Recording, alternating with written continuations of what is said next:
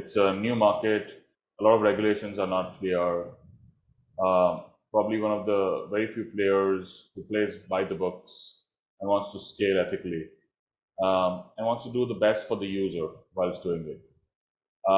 One of the things which we realized is that when we were launching in each of these markets, let's say if we were launching for Singapore versus launching for India, India would have a KYC with Aadhaar, which is the national ID, and similarly Singapore would have SingPass, which is again a national ID. Germany and UK would have bank identification with very similar processes. So there was a lot of commonalities with a lot of countries.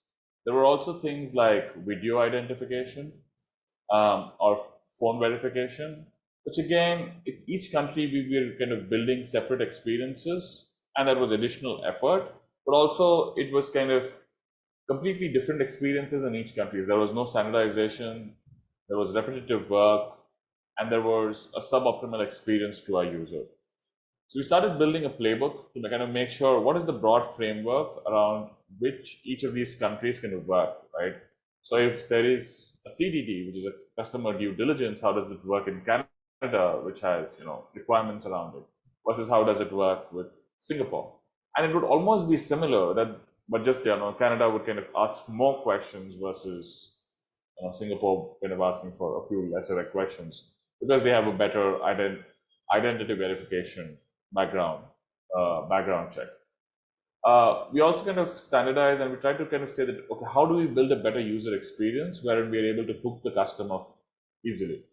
So a lot of times we had kind of started when we kind of looked at 45 steps from launching the app to the first payment, and we wanted to cut it down as much as possible, and we cut it down by almost 50%, 55% to be specific.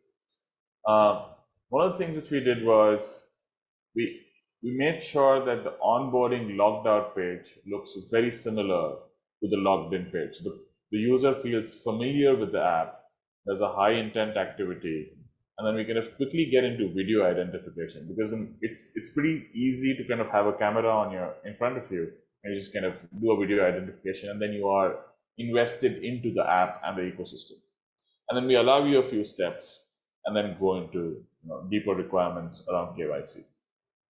This kind of standardization not only kind of helped reduce steps, but when we went to the user and checked for user UXR, our average rating kind of was 4.9 to 4.5 in most of the requirements which we wanted the user to feel great about us. So whether it be trust, ease of use, or feeling secure.